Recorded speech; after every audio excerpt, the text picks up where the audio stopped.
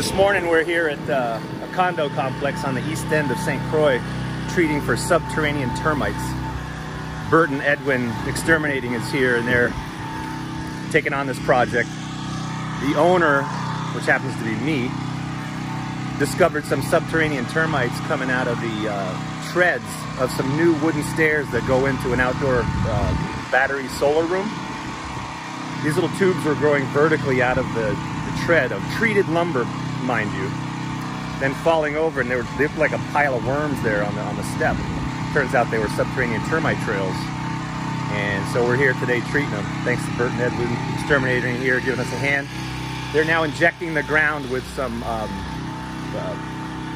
pesticide that will eliminate this problem. It will basically create a barrier around the freestanding condo. I think they do it every 4 feet or so into the ground, and that creates like a curtain, and will prevent those termites from continuing their effort to destroy my condo. So keep in mind, the wood that these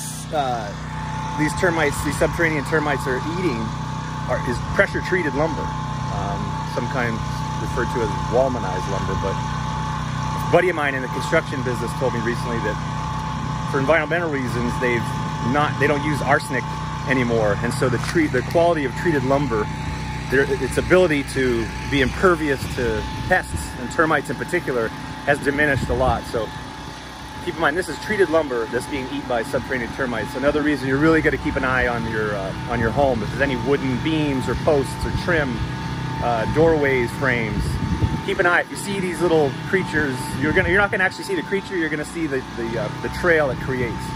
They're tiny little bugs. Not to be confused with arboreal termites, which are the ones you see in trees. There's two main types we deal with. These are a little more difficult because they come up from the ground and attack your house from below. So hopefully this curtain of protection will prevent that. We'll go over and take a quick look and see how they're doing it.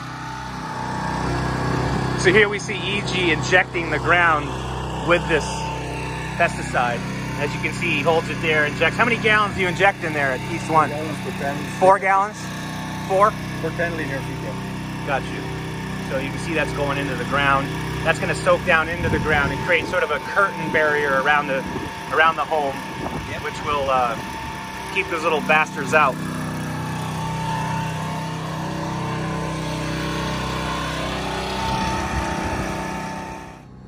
This is the location that I discovered these little buggers.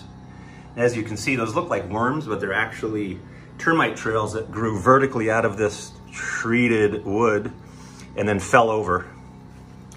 And they came up from lower trails. See this one here?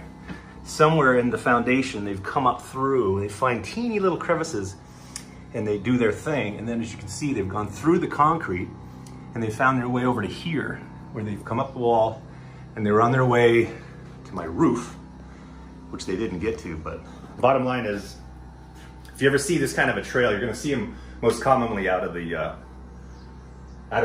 rafters of your roof. That's the most obvious place. It can be anywhere on anything that's wood, but that's where you're probably going to see them. If you see them, call an exterminator right away. I recommend Bert and Edwin there do a good job, and take care of it right away, because if you don't, it's going to lead to bigger problems. So thanks for watching and have a termite-free day. Yuck.